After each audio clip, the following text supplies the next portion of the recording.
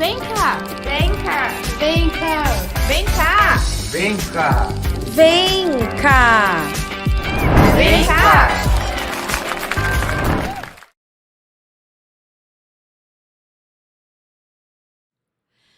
Bom dia, gente! Aqui é a Carol Andrade, do programa Vem Cá Podcast, aonde você pode falar de qualquer assunto com qualquer pessoa. Hoje o programa é gravado, mas ele vai ficar disponível aí no YouTube Vem Cá Podcast e na plataforma digital da Rádio Metropolitana, tanto no Facebook quanto no nosso site. O programa de hoje trata de conexão entre gerações humanas, a nossa e a deles, como eles, o nosso futuro.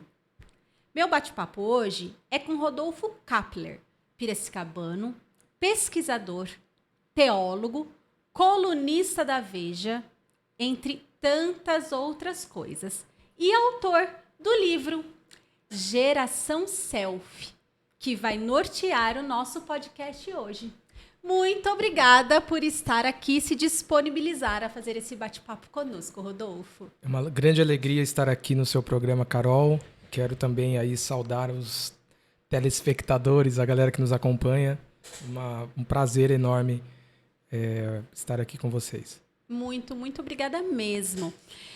Rodolfo, eu sempre faço uma primeira pergunta, porque eu acho que esse programa é um programa de pessoas, de histórias, né? Nós não somos um livro, nós não somos um programa, nós somos pessoas. Tudo isso só é feito porque somos humanos. Quem é o Rodolfo?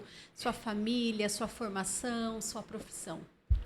Rodolfo, eu sou um piracicabano, nasci aqui nessa linda, maravilhosa cidade, filho de Maria e de Ricardo, que não são piracicabanos, que vieram para cá no comecinho dos anos 80.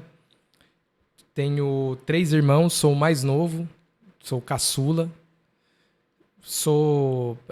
A minha família, na verdade, é uma família de tradição evangélica, batista. Então, fui criado nesse ambiente religioso batista, numa igreja batista histórica. Então, todo o meu percurso durante a infância, adolescência, foi dentro de uma igreja. Né, ali que eu me desenvolvi, que eu fiz meus melhores amigos. Alguns deles eu mantenho contato até hoje com algumas dessas pessoas. E segui esse caminho da religião. Né? Me senti vocacionado para servir a igreja e estudei teologia, fui para o seminário, fui para São Paulo, então eu sempre morei em Piracicaba. E um período da minha vida eu fui para São Paulo, fiz a Faculdade Teológica Batista de São Paulo, que é um curso confessional, né? Aliás, os cursos de teologia no Brasil são todos confessionais, né? E me preparei para o ministério pastoral, me tornei pastor, fui pastor de jovens durante um bom tempo, durante muitos anos. E ainda continuo a minha atividade como pastor hoje, iniciando uma igreja nova na cidade. Ela tem 2 anos, que se chama Igreja Alternativa. A gente se reúne hoje no Hotel Nacional, ali no auditório. E paralelamente a essa atividade, né, a essa vocação pastoral, eu colaboro com artigos para a revista Veja, também faço alguns trabalhos, algumas matérias, entrevistas, e tenho também um trabalho voluntário nas escolas, que foi um trabalho que você fala muito dentro do seu livro. Sim, foi um trabalho isso, que né? ficou parado aí por conta da pandemia, mas pretendo retomá-lo. Mas sempre que posso, sempre que sou convidado, eu sempre vou às escolas públicas aqui da cidade para dar palestras sobre vários temas, né, como saúde mental. Então, digamos assim, eu sou um amigo da escola, né? Eu gosto muito de ajudar aí os diretores, professores, os alunos. Então, esse sou eu. E tá aí com a linda Camila, gente, que não quis sentar aqui à nossa mesa, tá rindo pra gente. Mas é uma menina linda. Se fosse ela sentada, eu não ia fazer a indelicadeza de perguntar. Mas qual a sua idade, Rodolfo? Eu tenho 36. Eu fiquei procurando isso aqui. 36 anos. E O jovem já adulto, assim. Eu tenho 40. sim. Ai, adoro falar que eu tenho 40, gente. Sempre que eu tenho oportunidade eu falo, né? Ai, eu adoro, porque eu acho que eu tô com carinha de jovem. e essa é a minha idade. Tanta vivência, né? Assim, jovem, sim, nós somos, mas com uma vivência tão grande. Você pode dizer que com essa envolto, né, de uma religião diariamente na sua vida, porque você falou da sua família e tal, que a sua personalidade, ela tem muito dessa questão religiosa, né? Por isso você foi buscar o estudo. Sim, muito. A religião, ela acaba formatando o nosso caráter, né? O modo como Ou a gente... falta dela ou também. também, em muitos casos, né? Mas eu acho que é importante, quando a religião não é... Independente da religião, seja cristã ou qualquer outra, quando a religião não é manipulada para outros fins, a religião, ela tem um papel importantíssimo, né? Eu não estou dizendo que quem não tem religião não tem caráter ou não tem moral, não é isso. Mas a religião, ela tem um papel muito importante na formação das crianças, dos jovens. Então eu vejo um papel importantíssimo na religião e atribuo muito do que eu carrego hoje como valores positivos, atribuo à religião. Eu venho de uma família muito humilde, né? Eu não sou de família nobre, de família rica, venho da periferia, meus pais muito simples, e eu acho que se não fosse a igreja na minha vida e na vida dos meus irmãos, eu acho que talvez o nosso caminho teria sido outro. Entendeu? Nós teríamos seguido um outro caminho. Talvez até um caminho da marginalidade. A gente vivia no meio de muita gente que seguiu esse caminho. Eu tenho conhecidos que se perderam, alguns foram presos, outros se tornaram viciados em drogas, né? Vários casos e tal. Eu estudei com muita gente assim. Então, a igreja, no caso, a religião foi muito importante. Né? Foi importante para nos dar um norte. Foi importante para nos colocar em contato com outras crianças, outros jovens que seguiam, né, um caminho mais nobre para a vida deles. Foi na igreja que eu aprendi a falar em público, foi na igreja que eu aprendi que eu tive contato com literatura. Então isso foi muito importante. Então eu não atribuo, no meu caso, eu não atribuo somente à escola. Eu tive uma professora que me marcou muito profundamente. Quem não, né? Todo mundo tem uma professora. Sim, eu tenho amizade com ela até hoje, mas eu atribuo à igreja, à religião. Então, assim, ela exerce um papel muito importante na vida das crianças, dos jovens, sobretudo de crianças e jovens que vivem na periferia. Né? Isso é uma coisa muito importante da gente deixar frisado aqui. Né? Porque crianças que vivem em famílias, que vêm de famílias mais abastadas, ele tem 1000 atividades, está no clube e faz inglês e faz não sei o quê. A criança da periferia, não. Então, se ela não vai, por exemplo, para a igreja, ela fica na rua. E aí ela está sujeita a ser influenciada, né, por pessoas de má índole. Mas quando uma criança, por exemplo, tem um contato com uma religião, eu estou falando de igreja, que é o meu caso, mas numa religião, ela está inserida nessas atividades, né? Então, a minha infância foi assim, sempre inserido nas atividades da igreja. Era sexta, sábado, durante a semana tinha culto, de domingo estava na igreja. Então, assim, sempre foi eu tive uma infância assim, muito preenchida, né, por atividades religiosas. Foi muito importante. Então, assim, o que dizem, né? Eu sou péssima em ditado, mas eu vou tentar mais um hoje.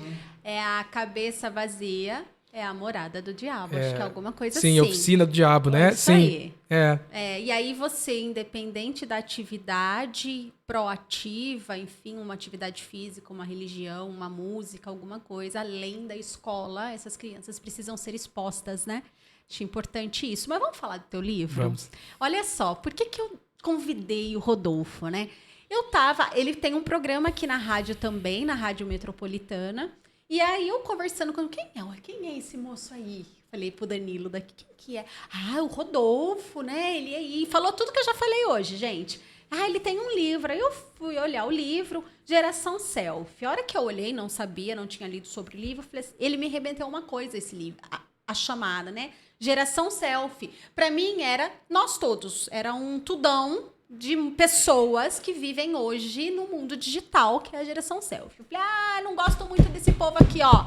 Tem umas ressalvas, apesar de... Aí ele falou assim pra mim, ali na cozinha, por quê? Aí eu falei, ai meu Deus, o que eu falei? E aí eu vim a entender. Então eu queria que você explicasse para mim, para os meus web telespectadores, o que é a geração selfie que trata esse livro. A geração selfie é a famosa geração Z. Então, provavelmente, quem está nos acompanhando já ouviu falar sobre a geração Z, né? Que é um recorte geracional. Então, a gente tem vários recortes geracionais que recebem alguns nomes, né? Por exemplo, tem os baby boomers. Sim. E aí a gente vai trabalhando... A gente tem a geração X, a geração... minha, né? É a sua? É a minha. A geração X, a geração Y...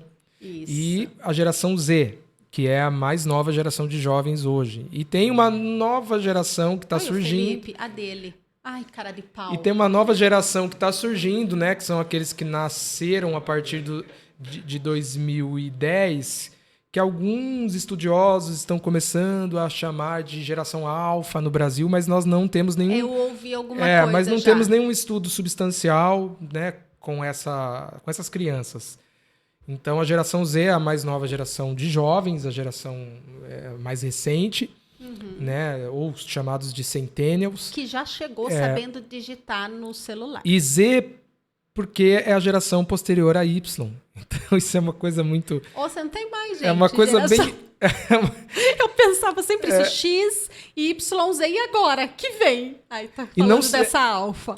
Não seria o termo mais apropriado, né? Porque você chamar uma geração, nominar uma geração, por exemplo, de Z, para se referir a ela como uma geração que vem depois de uma que é Y, não é muito legal. Então, tem alguns estudiosos no mundo que estão aplicando novos termos para essa geração Z. Por exemplo, acho que o melhor termo é da estudiosa Jean Twenge, é uma psicóloga, né, professora de psicologia da Universidade de San Diego, nos Estados Unidos, e ela fez um grande trabalho. Em 2017, ela fez uma pesquisa com 4 milhões de jovens desta geração Z, que são aqueles que nascem a partir de 1995. Então, assim, segundo a escala geracional, tem uma escala geracional, né, que vai fazendo o recorte. Quem nasce desse ano até esse ano pertence a tal sim. geração. Então, tem uma escala geracional que faz o recorte, e essa escala é usada nos Estados Unidos, na Europa, no mundo. E essa escala, que é europeia, norte-americana, ela define a geração Z como a geração daqueles que nascem a partir de 1995. Só que no Brasil, Isso. tem alguns estudos que foram feitos. É importante dizer para quem está nos acompanhando, né, que os melhores estudos que são feitos sobre gerações, sobretudo sobre as novas gerações, eles são oriundos do mercado. Exato. Porque o conceito geracional nasce do marketing, do pós-guerra nos Estados Unidos, com a ideia de reconstruir o país, né? Segunda Guerra Mundial, Sim. tudo uma balbúrdia. Eles tinham que reconstruir os Estados Unidos, recuperar a economia. Então, eles começaram a desenvolver, né, os teóricos do marketing, a desenvolver o conceito geracional. Aí vem os baby boomers. E a ideia deles era mapear os desejos, pensamentos, aspirações dos jovens para poder vender para os jovens. E aí nasce o conceito geracional, se espraia, sai do marketing, né, e se espraia para a filosofia, se espraia para ciências sociais e para a própria psicologia, né? Inclusive, uma das grandes pesquisadoras é uma psicóloga. Então, é um conceito que é muito amplo e é importantíssimo, né? Porque estudar sobre as gerações, porque o estudo das gerações impacta o mercado, Sim. impacta o mundo da religião, impacta a educação, todas as outras áreas, a política, todas as áreas importantes. Então, voltando ao que eu estava dizendo, há um recorte, né, geracional europeu norte-americano que cataloga os jovens da geração Z como aqueles que nascem a partir de 1925, mas no Brasil tem alguns estudos que foram feitos e que alocam a geração Z como pertencendo a aqueles que nascem a partir dos anos 2000. Até porque a gente tem um atraso ainda, né? Estrutural, enfim, ideológico. Estamos aí na democracia, tem um né? pesquisador... E a gente é atrasado um pouco mesmo. Naturalmente, não pejorativamente. Sim, e os teóricos brasileiros que defendem que não é 1995, mas 2000, eles defendem o seguinte, que há um atraso, como você disse, né, da geração brasileira em relação à geração, por exemplo, norte-americana. Então, uma defasagem. E essa defasagem é de mais ou menos 5 anos. Uhum. E o interessante é que essa defasagem não se dá, segundo esses teóricos, entre a geração Z brasileira e a geração Z americana, mas entre a geração Y. Uhum. Sim. E isso acabou repercutindo na geração Z. Sim. Então, eu concordo, defendo isso no meu livro, Exato. que geração Z no Brasil são aqueles que nascem a partir dos anos 2000 e não a partir de 1995, porque há uma defasagem. Apesar do mundo ser globalizado, a gente viver numa aldeia não só global, mas é tudo online, tudo, né, a gente está conectado. Há uma defasagem, sim, porque algumas coisas que acontecem, por exemplo, em Nova York, demoram um tempo para chegar aqui. Sim, é natural. Tendências e moda é um grande exemplo. Eu ia falar isso, né? Agora a moda, gente, Em que tudo, é em uma coisa tudo. tão hoje é imediatista online. Sim. A gente tá falando hoje, uma amiga, né, que vai viajar, e ela falou: eu quero comprar um tênis fora, tal. Eu falei: mas compensa ainda? Ela sabe por que compensa? Porque ela lançou aqui agora, mas lá já tá outlet. Exato. Ainda tem essa defasagem. Sim. E aí eu falo sobre até teorias acadêmicas e tudo. Por exemplo, eu vou falar de uma área uma área que eu tenho um certo domínio, que é a teologia.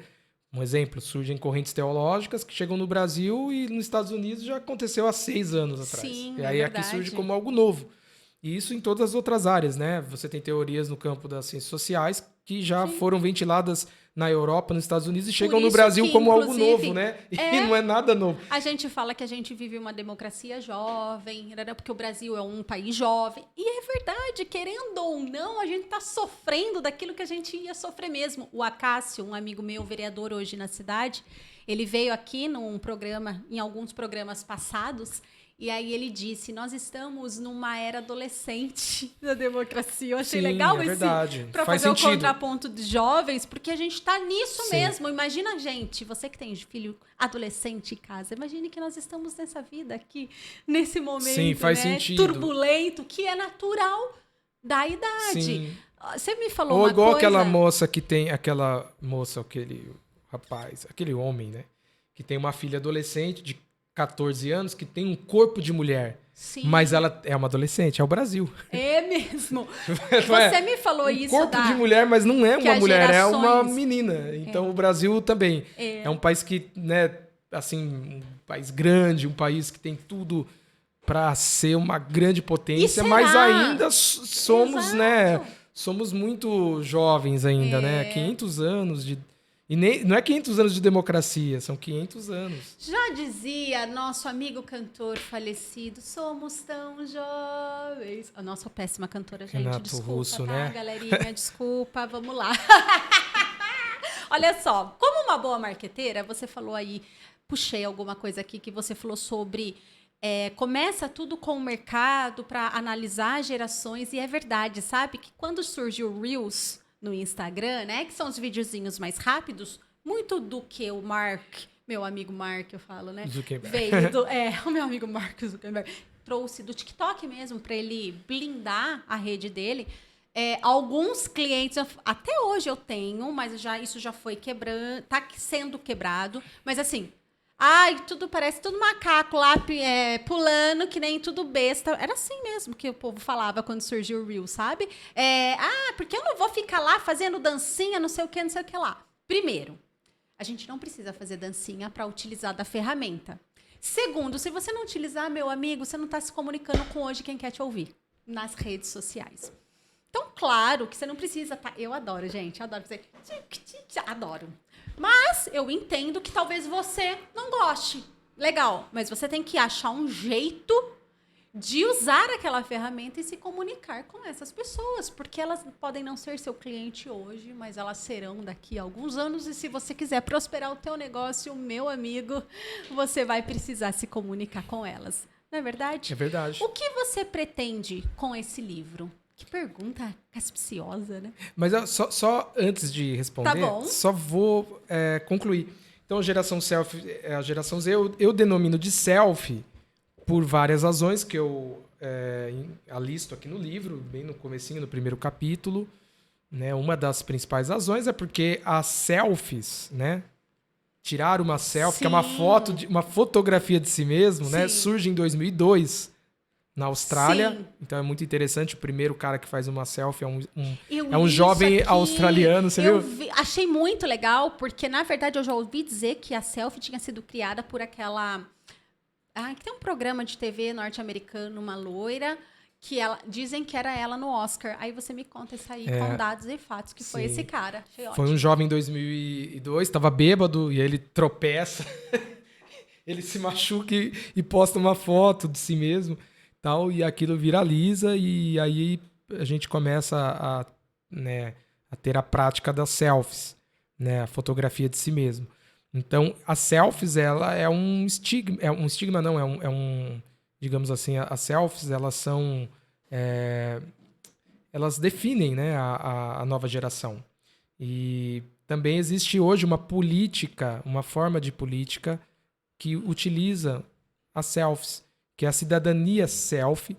Então, é uma forma de protesto. Então, tem todo um conceito teórico em cima das selfies.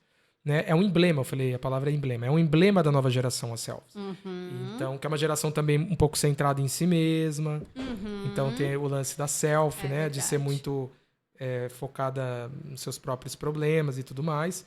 Então, por isso eu coloquei geração selfie. Para trabalhar todos o esses Felipe me termos. ajudou aqui. Diziam que era essa Ellen DeGeneres, sei lá como fala isso, gente. Mas é verdade, eu tinha escutado que era ela e ele me provou aqui o contrário. Agora, respondendo a segunda pergunta, né? Sim. O que eu pretendo com este livro? Isso. Eu escrevi esse livro, Carol, sobretudo para os adultos. Então, eu escrevi esse livro primordialmente para os adultos, pais, professores, líderes religiosos, empregadores, todos os adultos que trabalham, que interagem com a nova geração. Foi essa sensação de fato que eu tive. Isso Não é uma leitura difícil, ela é uma leitura fácil, mas eu tive essa sensação, que é para esse público. Sim. Isso não significa que jovens da geração Z não possam ler. Sim, Muitos, porque vai ajudar muito a entender o momento em que eles eu estão recebi passando. vários feedbacks, né, de jovens que leram, que gostaram, se identificaram. Alguns falaram, olha, isso aqui não se aplica, isso aqui se aplica, e gostaram da leitura. Mas, primordialmente, eu escrevi para os adultos. Então, o meu propósito, qual foi seu propósito com este livro? Foi levar uma conscientização maior aos adultos em relação à nova geração de jovens. Porque existe, depois a gente vai falar sobre isso, né? Mas existe aí, digamos, um abismo de gerações. É onde eu ia entrar agora. Pode entrar. Na verdade, eu ia falar isso, que você comenta no livro sobre esse abismo geracional. E eu comentei com você aqui no nosso back-office que eu tenho uma amiga, a Lívia, que já esteve aqui no nosso programa, coordenadora do ângulo aqui de Piracicaba. E a gente falou no programa dela, que ela veio, inclusive, na verdade, ela trouxe isso, né? Que, no fundo, a nossa geração não quer ouvir. Ela quer impor, porque ela é mais experiente, porque ela é mais... Então, encaixa muito com o que você falou.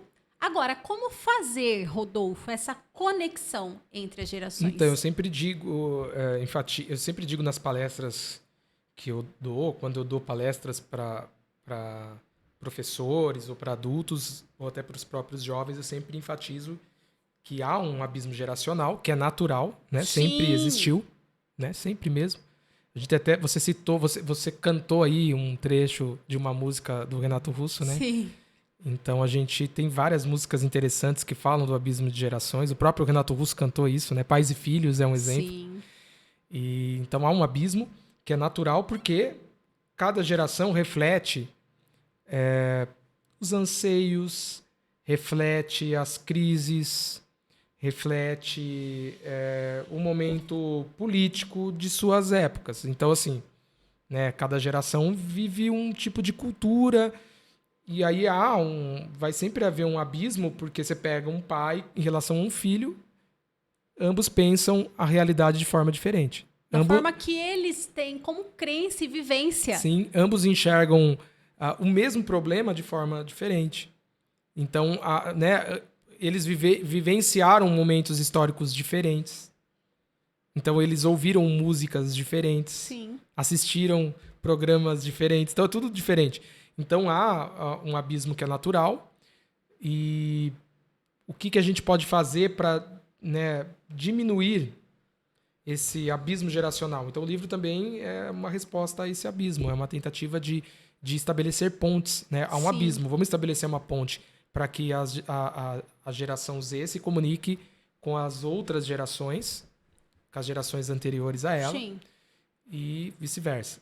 E eu arrisco a dizer, desculpa te interromper, que a gente, como gerações passadas, precisamos estar mais conscientes e abertos a receber aquela percepção de vida que aquele jovem tem no momento. Eu tenho o costume de fazer com meus filhos, que eu falei pra você, e eu sempre tive o hábito de fazer, eu quero fazer não sei o quê. Eu falei, olha, eu acho que você não deveria fazer desse jeito, por conta disso, disso e disso. Entenda que eu já passei por isso. Agora, a decisão é sua. Então, o que eu defendo no livro é que, em primeiro lugar, precisa haver um conhecimento por parte dos adultos, um conhecimento da realidade dos mais jovens. Então, assim, os adultos precisam conhecer a nova geração.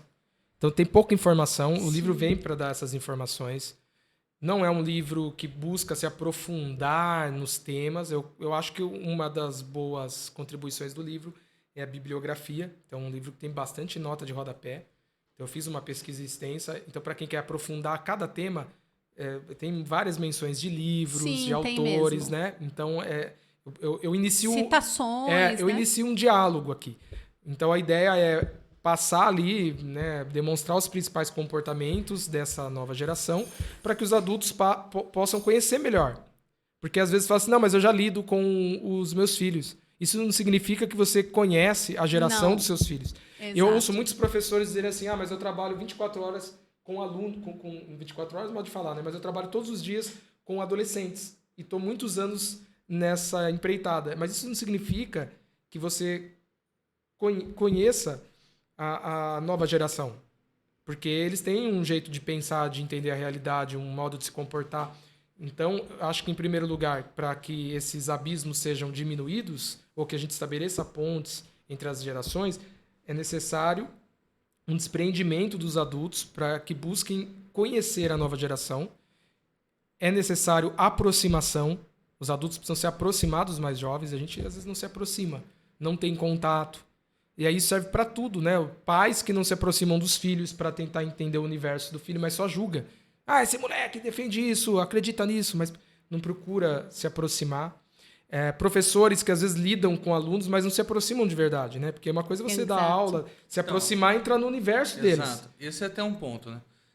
Normalmente, muitos professores se valem de uma dada hierarquia, vamos falar assim, né? E o fato de estar no mesmo ambiente não está querendo dizer que você vai conhecer a cultura que aquele jovem está imerso. Isso mesmo para os pais, né? Então, são símbolos e signos, né, que a gente tanto comenta, que para aquele jovem tem todo um valor, uma relevância, e para o pai, para o professor, não quer dizer nada. Então, conhecer mais a cultura que essa juventude está imersa, e isso eu procuro sempre, né, eu como professor, procuro sempre estar atualizado, o que está rolando, né, vamos falar no linguajar, exatamente para entender quem que é esse pessoal. Né? Então, só esse ponto que eu... que foi o que eu falei, de estar aberto a tentar entender, né? Sim.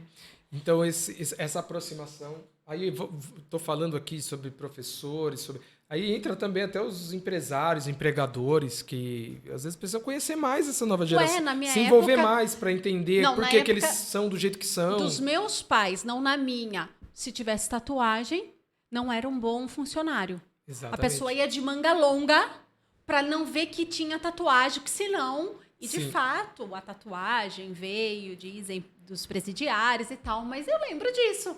Que assim, você não podia ter tatuagem, senão você não ia conseguir um trabalho bom. Sim. Hoje, Hoje já mudou querido, bastante. se for esse pensamento, você não tem funcionário quase. todo mundo tem tatuagem. E em terceiro lugar, eu diria que é necessário haver diálogo. Precisa haver diálogo. Os adultos precisam dialogar com os mais jovens. Dialogar, tem uma boa definição de diálogo, que eu não vou me lembrar o nome do autor da frase, mas eu sei que foi um ministro do governo espanhol, não me lembro o nome, que disse que diálogo é quando eu ouço a razão do outro e quando o outro ouve a minha razão. Então isso é diálogo, é ouvir a razão. Por que você pensa assim? Mas eu quero ouvir. Gente, isso não é só pra geração Z, não, né? Para tudo, né? Isso é pra X, Y, É. H. Então precisa haver diálogo, né? E o que não há é diálogo. A gente vê tudo. Imposições, gritarias, disputas, brigas, incompreensões, mas não diálogo. Então os adultos precisam ouvir a razão dessa nova geração. Porque eu falo dos principais comportamentos, eu acho que o que é interessante aqui no livro, se você fizer uma leitura mais atenta, você vai perceber que todos esses principais comportamentos da chamada geração Z, geração selfie, geração digital, eles são fruto de uma cosmovisão, uma visão de mundo. Então essa nova geração tem uma visão de mundo, a gente chama de cosmovisão, né? Eles têm uma cosmovisão própria deles, um modo de enxergar a política, um modo de enxergar a própria identidade, um modo de enxergar a religião, a fé, um modo próprio que é diferente das outras gerações, de enxergar, por exemplo, o entretenimento, tudo. Então a cosmovisão deles é uma cosmovisão diferente da cosmovisão dos seus pais, dos seus professores, dos seus empregadores e dos seus líderes religiosos. Então, entender a cosmovisão deles e ouvir deles por que eles pensam do jeito que pensam é o estabelecimento do diálogo. Então eu acho que essas três coisas são importantes. Conhecimento, conhecer a nova geração, ou seja, aí eu estou falando de informação mesmo, informações, de saber por que eles fazem o que fazem, dizem o que dizem, se comportam como se comportam. Segundo, aproximação, que é algo muito afetivo, muito pessoal. E, né, porque como que você vai estabelecer diálogo com um jovem que não se sente amado por você? Como que um professor vai conseguir dialogar com um jovem se ele não se sente amado por esse professor? Quando um professor, uma professora ganha o coração de um adolescente, com certeza esse adolescente vai ouvi-lo, vai prestar atenção no que ele está dizendo. Isso é verdade. É verdade. Todos nós tivemos professores, É o que a gente tava falando, Eu tive a professora que mais me marcou, inclusive fazia anos que eu não via, ela foi no lançamento do livro. Se ela estiver ouvindo, a professora Cássia, mora em São Pedro, e foi a professora mais importante da minha vida. Ela me deu aula durante anos. E ela dizia muitas coisas duras na época. Ela já me deu me fez várias repreensões na época, mas eu sempre ouvi as coisas que ela falava, porque ela sempre demonstrou, naquela época, me amar. Então é diferente. Quando você sabe que tem um professor que te ama e que fala algumas coisas, você ouve. Isso serve para os pais, isso serve para os empregadores, para os líderes religiosos, para qualquer pessoa que se propõe a trabalhar com a nova geração. Então, acho que essas três coisas são importantes, né? Então, acho que sem isso não tem como a gente estabelecer pontes. O abismo vai continuar, né? Sim, o abismo você vai falou continuar. do modo deles entenderem as coisas e tal. E eu vou além. O modo de eles se comunicarem é diferente do nosso. E aí eu entro em... Nós somos hoje reféns de uma era que está aí, querendo ou não, que é a era digital, a era de informação. E eu ouso dizer muitas vezes nas minhas redes que é a era da influência. A gente, querendo ou não, nós somos sim influenciados. A gente hoje, Rodolfo, está refém desse mundo digital, mais precisamente das redes sociais? A gente, todos nós, né, estamos reféns. E óbvio, fazendo essa ponte com a geração, que é o nosso pano de fundo desse bate-papo. Todos nós, né, somos reféns das redes sociais. Elas têm um domínio muito grande sobre as nossas vidas. É um domínio gigantesco. Então a gente, digamos assim, quase todos somos escravizados pelas redes sociais. A gente fica a maior parte do nosso tempo perdendo tempo nas redes sociais. Então é uma coisa que domina a gente. E existe uma gramática, eu acho que isso é legal falar, né? Existe uma gramática emocional. Existe uma gramática emocional própria das redes sociais. E eu até coloco isso no livro. Por exemplo, qual é a gramática? Eu estou falando uma gramática emocional. Qual é a gramática emocional? É a seguinte. Você posta algo e você não recebe o número de curtidas que você esperava. Eu li esse trecho. Você se sente rejeitado. Se uma pessoa não curte as suas coisas e você curte as coisas dela, você começa a ficar magoado com essa pessoa, porque você fala assim, peraí, eu curto tudo dela, ela não curte nada meu. Ela tá me desprezando. Se você segue alguém, essa pessoa não te segue, a mesma coisa. Se as pessoas da sua família não interagem com você nas redes sociais, você sente que elas estão distantes de você, ou elas estão, enfim, preterindo você. Então, existe uma gramática emocional que é própria das redes sociais. Isso tem adoecido a gente. Tem adoecido a gente, Sim. porque nem sempre essa gramática condiz com a realidade. Às vezes a pessoa não curtiu, não é porque ela não gosta de você, é porque às vezes ela nem tem muito tempo. Ela fica nas redes sociais, mas às vezes ela está fazendo outra coisa. Ela pesquisa nas redes sociais. Às vezes ela não vê as suas coisas, às vezes ela entra em momentos, enfim, programados do dia dela, no horário de almoço rápido, ela não tem tempo de ficar vendo. Entendeu? Tem uma série de coisas que acontecem e que não condizem com essa realidade, né? Dessa gramática emocional que foi imposta pelas redes sociais, né? Você então, sabe que ou a gente chama de gramática emocional, ou a gente pode chamar de nova sociabilidade, que é uma sociabilidade que se dá nesse mundo digital, né? Então, essa nova sociabilidade ou essa gramática emocional tem adoecido as pessoas. Eu já contei aqui em algum episódio que eu não me lembro agora. Eu trabalhei, antes de ter meu próprio negócio, foi meu último trabalho, regime CLT. Eu trabalhei na Nextel, que é uma operadora de telefonia, na época em que o rádio estava muito em alta, que foi em 2010. E lá ainda não estava essa questão do smartphone tão em alta. E a gente lançou o BlackBerry na época, que foi um dos primeiros smartphones que bombou. E a gente teve um curso, né, para entender da ferramenta, né, do aparelho em si. E o cara falou assim em 2010 pra gente, o técnico lá, sei lá, enfim. Olha, daqui 10 anos, nós estamos em 2022, daqui 10 anos as pessoas vão estar em tratamento psicológico por dependência do smartphone. E a gente olhou aquilo e falou, quê? Esse cara tá louco. O que tá acontecendo hoje? Qual é a grande questão do nível de ansiedade das pessoas? É isso aqui.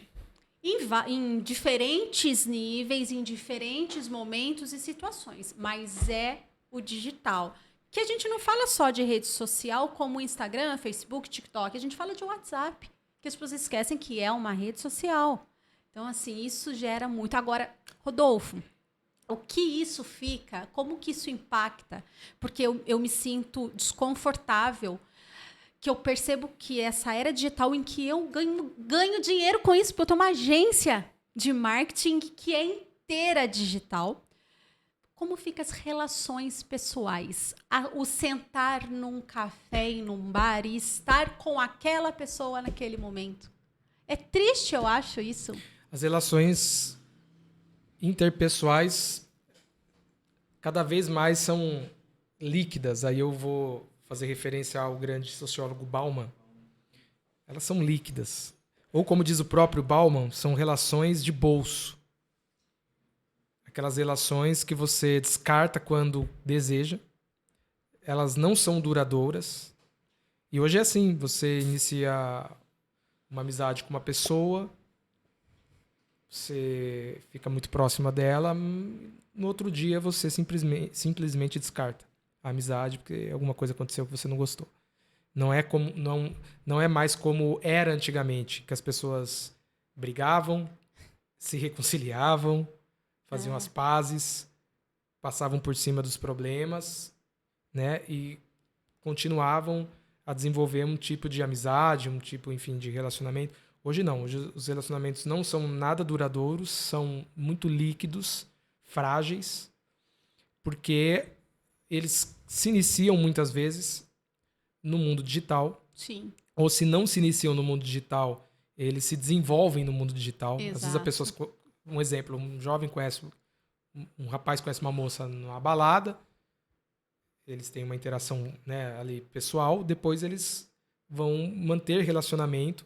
Desenvolver, né, esse pelo WhatsApp, enfim, através da via digital. Então, por conta disso, não há uma certa pessoalidade nas relações. É meio contraditório. São rasas. É meio contraditório dizer isso, né? Porque relações interpessoais que não têm um componente da pessoalidade, sim. Elas são relações interpessoais que carecem do componente da pessoalidade porque você está lidando com um avatar, muitas vezes. Né? Você está conversando com uma pessoa que é um avatar. Não é uma pessoa real. Né? Ela não tem cheiro, você não consegue sentir, entendeu, o calor dela. Então é muito fácil você xingar alguém quando você está por detrás de um teclado, de uma tela de um celular. É muito fácil você desprezar alguém. Sim. Por exemplo, a gente está conversando aqui.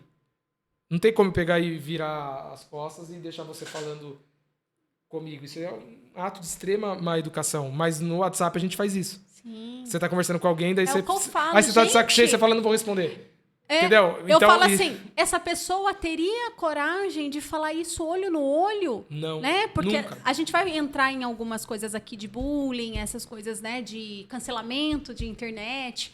Eu até queria falar com você sobre metaverso, mas eu falei, gente, tem tanta pergunta que eu não vou conseguir fazer tudo. A gente já tá até mais da metade do nosso pod e eu tenho um monte de pergunta. E tem o seu Amadeu. Depois dessa pergunta, você solta para mim o comercial. Deixa eu só fazer essa. A geração selfie, dito tudo isso, eu percebo, posso estar errada e por isso a pergunta, que ela é insegura e confusa quanto à sua identidade. Sim, muito. Isso é uma das características que foram, digamos assim, constatadas pelos mais recentes estudos geracionais. Então, tem vários estudos. Eu cito o mais amplo, que é da Jim-Twenge, que é o estudo o mais recente, o mais amplo. Foi feito com 4 milhões de jovens dessa geração nos Estados Unidos. E, por mais que seja Estados Unidos, tem tudo a ver com a gente, né? Que é um mundo ocidental, né? Apesar das diferenças, a gente está falando de uma inclusive, o brasileiro cultura, se espelha. Da mesma cultura ocidental. E se espelha o brasileiro, né? De forma geral, generalizando, né? E o meu livro também, ele corrobora as entrevistas que eu fiz. Sim. Os resultados corroboram o estudo da Jim-Twenge e os outros estudos. Então, você vê que é uma coisa mesmo que acontece, está acontecendo no mundo ocidental com essa chamada geração Z. Então, assim, uma das características é de que a nova geração de jovens, geração selfie, é uma geração que tem uma grande insegurança identitária. Eles são inseguros em termos financeiros, inseguros em relação ao futuro e inseguros em relação à própria identidade. Então, de fato, ele não é só uma percepção sua, é um fato isso. É um fato, né? A gente pode dizer que é um fato sociológico. Eles são inseguros em relação à identidade deles. Não é à toa que nós temos hoje, com grande preponderância, os estudos de gênero dentro da academia. Então, a gente tem, né, no mundo acadêmico aquilo que é chamado de estudos de gênero, que são várias linhas, várias correntes de pensamento que estão estudando a questão de gênero e aquilo que nós chamamos de novas formatações de gênero. Então, tem os fluidos de gênero, inclusive, que digamos, seria uma nova formatação daquilo que nós entendemos como identidade, né, identitária. Os fluidos de gênero, que são aqueles que dizem assim, olha, eu não sou homem, não sou mulher, eu posso ser isso hoje, amanhã eu posso ser outra coisa. Eu sou fluido, não tenho uma coisa formada. Não vamos entrar ainda nessa parte. Dos gêneros? Não. Tá. Por quê? Eu vou soltar o comercial, porque depois do comercial a gente vai falar sobre sexualidade, política e igreja. Tá bom. Bora lá. Seu Madeu Sucos, o suco de verdade.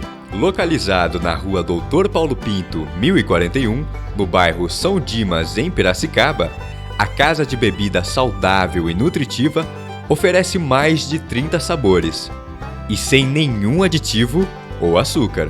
Faça seu pedido pelo WhatsApp 19 99987 3137.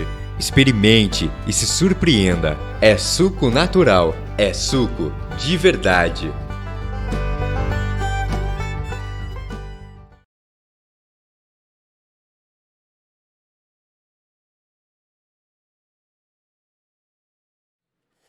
Gente, que delícia! Comercial aí de Seu Madeu no Instagram, @SeuMadeuSucos. Hoje ele trouxe de abacaxi, suco natural de verdade, direto da fruta. Gostou? Muito bom. Fale Parabéns. diferente. O Seu Madeu é do meu diferente. marido. Você não fale diferente de que não é bom. Brincadeira. Olha, Gostoso, né? é um sabor assim diferenciado, viu? Vou te falar. Obrigada. Olha só, eu interrompi você, porque aí a gente começa a entrar em assuntos mais delicados.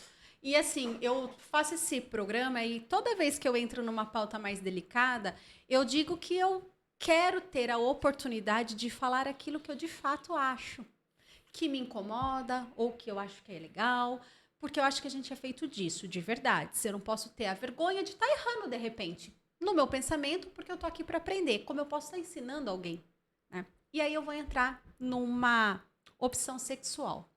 É uma questão que dessa geração me incomoda muito. Porque não me incomoda você gostar do mesmo sexo que o seu. Não é isso que me incomoda. O que me incomoda é que eu percebo, eu sinto que é uma indefinição de sexual. Tipo, tanto faz. Qualquer coisa é bem-vindo. Eu sou ultrapassada, Rodolfo? Pode falar. Eu acho que não é questão de ser ultrapassada. Você é de uma geração, você é provavelmente da geração X. Você tem 40 anos, é da geração X. Uhum. Então você é de duas gerações anteriores, da geração Self. Então, obviamente, que você recebeu um outro tipo de educação, você teve exposta a outro tipo de informação, né, e de percepção sobre a sexualidade. Essa nova geração tem uma outra percepção, está exposta a outros tipos de informações em relação à sexualidade, a outros tipos de experiências e tal. Então não é uma questão de ser ultrapassada. Eu acho que é tudo a questão do tempo histórico. Agora uma coisa é fato. Essa geração é mais insegura em relação à identidade. Inclusive, eu até coloco no livro, menciono, né, uma estudiosa brasileira que, olha só que interessante, ela alistou 64 formas de gêneros diferentes. Há 64 tipos de gêneros diferentes. Então, segundo os teóricos... Como é possível? Eu só vejo homem, mulher e pessoa... eu também não consigo. Aliás, eu gosto de homem, Sim, eu gosto de mulher, eu gosto do mesmo sexo. Pronto. Eu não consigo alcançar... Deixa eu pitacar um pouco. Não consigo alcançar isso. Então, é que hoje a gente discute isso. Uhum. Mas se você pegar em Roma, por exemplo, era muito comum a homossexualidade. Na verdade, a gente usa o termo relações interfemorais. Sim. Historiador chato, né? Mas assim, era comum. O cara se relacionava com um outro homem. Eu não estou indo para Grécia, porque, por exemplo, Grécia já é um outro lance. Por exemplo, em Esparta, quem que é o cidadão? Né? Daí e outra, a iniciação sexual se dava com outro homem mais velho. É outro lance. Eu estou falando Roma. Então, assim, era muito comum, até as orgias, enfim, né? Sim. Em homenagem a Deus Baco, enfim.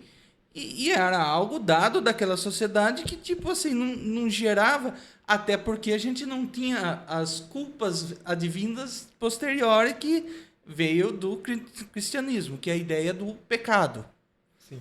Então, eles tinham essas relações. Hoje, isso te causa espanto, mas não tem uma definição.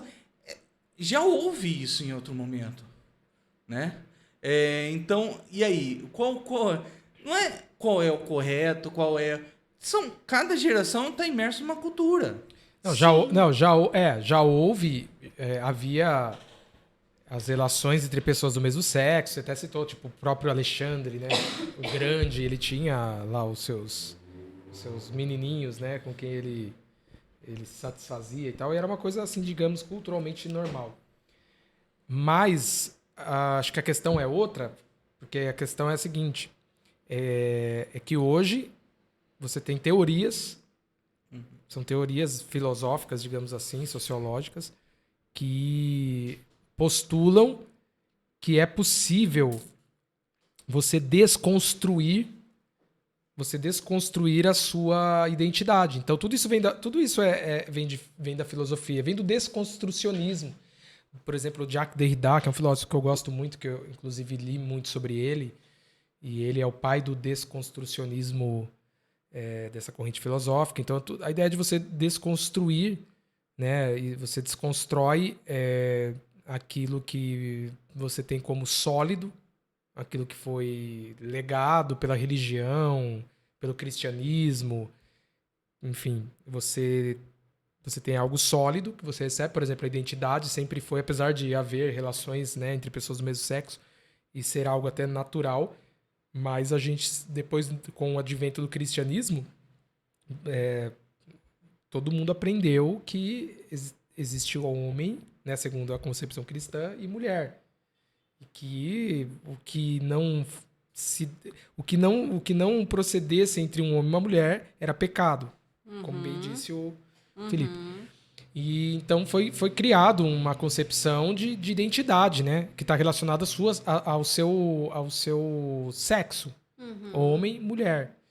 E aí o tempo foi passando, né, enfim, a gente chegou no século XX. Várias correntes de pensamento foram sendo desenvolvidas, como o próprio desconstrucionismo. Começou a questionar todas essas heranças que a gente recebeu, esses ensinamentos sólidos e tal. E a gente chegou onde chegamos. Que hoje é o quê? Uma tentativa de relativizar esses conceitos que a gente aprendeu, esses conceitos tradicionais. Então, por isso que hoje há esses estudos de gênero, há essas catalogações de 64 formas de gênero, e hoje os jovens olham para si mesmos e dizem assim: não, eu não sou homem, não sou mulher, eu sou aquilo que eu acho que eu tenho que ser, ou eu sou qualquer outra coisa. Né? Ou eu não sou nada, porque tem os assexuados e tal. Eu queria abordar Mas isso é o quê? Tá. Isso é reflexo, essa insegurança também, ela é reflexo, como disse o Felipe, do tempo histórico que a gente vive. Sim. Então a gente vive num tempo histórico, sim, houve muita repressão, acho que é importante falar, muita repressão por parte do cristianismo. Sim. Muita repressão sexual. Os homossexuais sempre foram demonizados. Sim, verdade. Até hoje. Sim. Até hoje eles são demonizados. É verdade. São demonizados. É homossexual, então não pode ser, por exemplo, no meio evangélico, é homossexual, então não pode ser crente. É verdade. É homossexual, então não pode servir na igreja. Entendeu? Tá, mas o fofoqueiro pode. Aquele que passa a perna. É menos. Aquele que passa né? a perna. É menos pior, é uma coisa tão horrível de se falar, que até pra expor isso aquele feio. que passa a perna no próximo pode. Que trapaceia pode. Aquele que só nega imposto pode. Que maltrata o funcionário pode. Adoção, gente. Tudo isso. Mas assim, tem esse lance forte do cristianismo, né? Com a questão sexual. Sim. Então, também, todas essas correntes filosóficas desconstrucionistas é um grito também é um grito, é um protesto. É uma forma de denunciar toda essa opressão que eles receberam. Sim. Mas o que a gente tem hoje é reflexo dessas filosofias que foram desenvolvidas. E isso acabou chegando até a nova geração pela indústria cultural. Uhum. Através das músicas, dos filmes, dos seriados. Então, isso acabou, de certa forma, influenciando, né, a mentalidade dos mais jovens. Vejo, você é mãe, os desenhos já passam esse tipo de entendimento. Sim. Já comunicam isso, os desenhos. Então, as crianças já estão crescendo, recebendo esse tipo de informação. De que existem vários tipos de gêneros, de que tem o assexuado. Ai, desculpa, Então, mas tudo eu isso confesso vai- que tudo isso eu vai não ser- concordo. Sim. com Não, mas esses você pega a desenhos. própria Não cultura concordo. dos anos 80, tinha a figura do andrógeno, né? O andrógeno. Já tem ali um pé, né? Já tem um pé ali. Né? Eu respeito todas essas pessoas que trabalham com essas teorias e tudo mais, mas eu tenho meu posicionamento. Eu também não acho saudável. Eu acredito de outra forma. Né? Eu não sou acho cristão. saudável o estímulo. Eu sou cristão. Acredito que eu preciso entender, mas é não o grande erro. estimular. Mas Algumas situações, não estou generalizando. Sim, mas o também. grande erro que nós temos hoje na mídia, na grande mídia, sobretudo, é a sexualização, a erotização. Eu até trabalho isso no meu livro. Eu vou entrar a agora. erotização das crianças. Sim, As crianças estão sendo erotizadas. sim. E aí vai minha crítica aos líderes pensadores de esquerda. Sim. Essa é a minha crítica. Sim. Eu não vejo essa galera se levantar contra isso. Uhum. E isso é algo que tem que ser mudado. Por exemplo, a gente vê esses dias... Eu não assisto TV aberta. Esses dias eu fui... Era um dia aí, não sei se era um feriado. Eu fui visitar minha mãe. Tava na TV Globo. Era de tarde. Tipo, 3 horas da tarde, uma coisa assim. Tava passando um filme.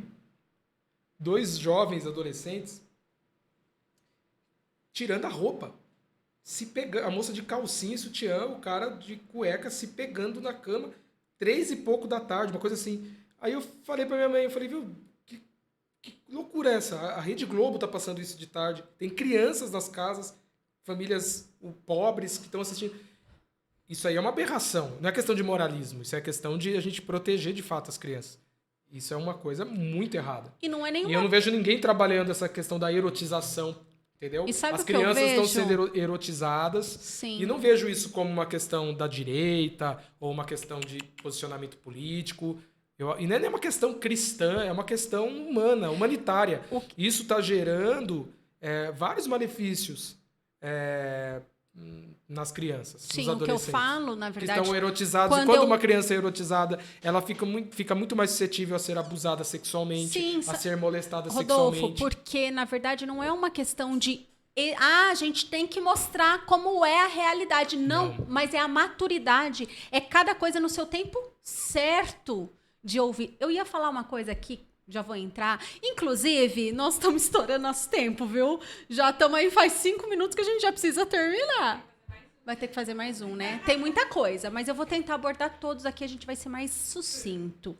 No livro você fala sobre a pornografia, tem um capítulo bastante intenso sobre isso e me levou a várias reflexões, me fez entender, inclusive, a questão de essa sexualidade intensa, de uma assexualidade, de quanto a pornografia pode trazer, porque é como o olhar daquele homem vê, e muitas vezes eu percebi assim, quem sofre mais com isso são as mulheres, porque quando se vaza nudes no seu livro, você não fala, vazou nudes do menino, Porque sempre da menina. Então, assim, o quanto isso me fez refletir, né, nisso que é o velho 880, né? Ou eu sou muito sexual, que na verdade não é, você fala aqui, né? Eles perdem o apetite sexual carnal mesmo, ou idealizam aquela cena, porque é uma cena numa vida real que não existe, ou a sexualidade, porque a pessoa acaba que já foi exposto tanto a isso que faz sentido.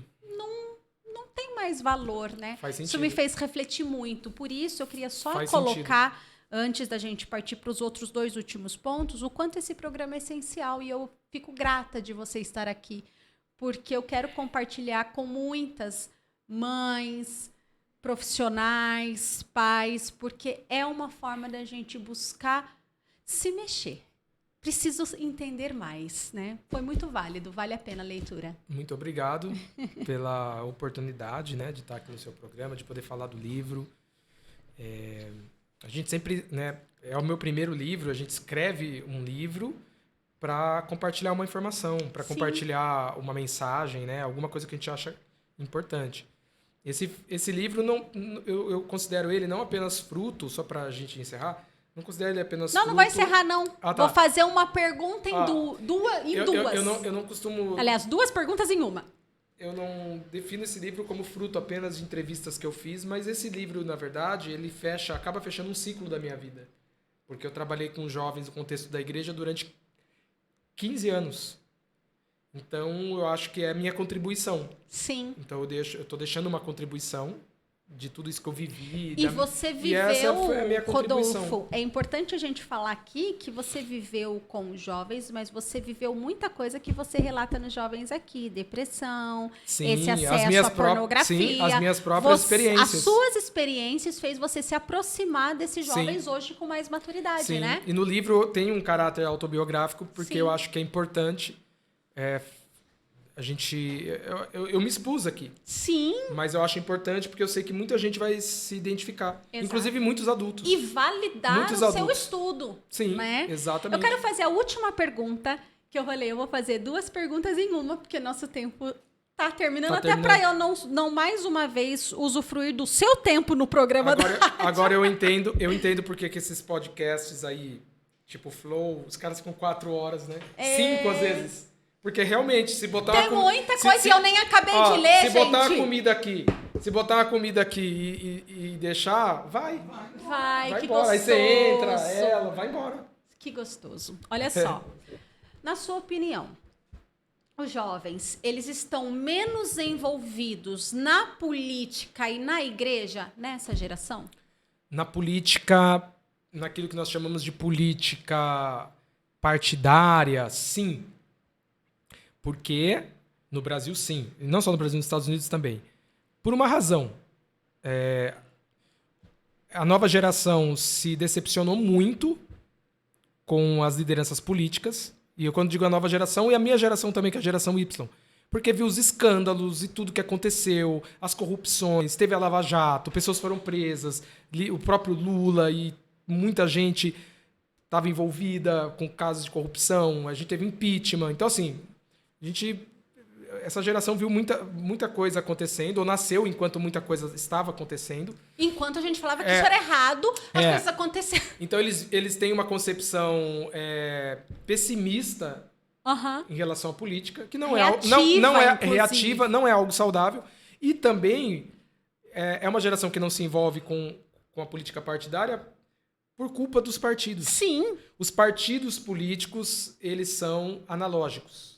A geração é digital. Inclusive, tem uma crítica bem legal do Fernando Henrique Cardoso, e ele escreveu um livro há uns 2 anos, um livro bem interessante, que ele fala sobre o mundo político, as percepções dele e tudo mais. Eu até esqueci o título do livro, mas eu tenho esse livro lá. E o Fernando Henrique Cardoso, ele é um idoso, né? Mas é um político de carreira, né? Foi presidente 2 vezes, e ele um acadêmico. E ele faz uma crítica aos partidos. Os partidos, enquanto os partidos políticos não se digitalizarem, não alcançarão a nova geração. Que é a geração que vai nos governar, meu Deus! E não é digitalizado, é analógico. E digo mais, eu vou falar aqui minha experiência. Eu fui apresentar esse livro, e quero aqui até agradecer o Machado, né? Sim. Ex-prefeito de Piracicaba, né, por 2 mandatos. O Machado, que é uma pessoa maravilhosa, tive o prazer de conhecê-lo no ano passado, um cara muito legal mesmo, aprazível. E o Machado me convidou para fazer o lançamento do livro para um grupo, né, um grupo lá que ele tem, que é um movimento que ele tem aqui em Piracicaba a favor da democracia e tal. Eu fui.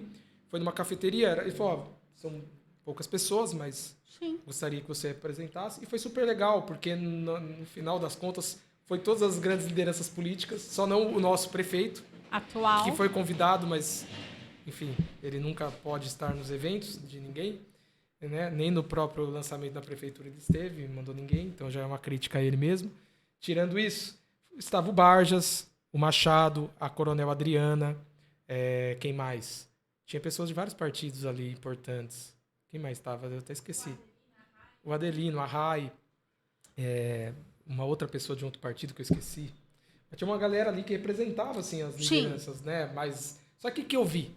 Eu estava dando a palestra, e tinha outras pessoas da política ali. Eu dando a palestra, só tinha pessoas de cabeça branca.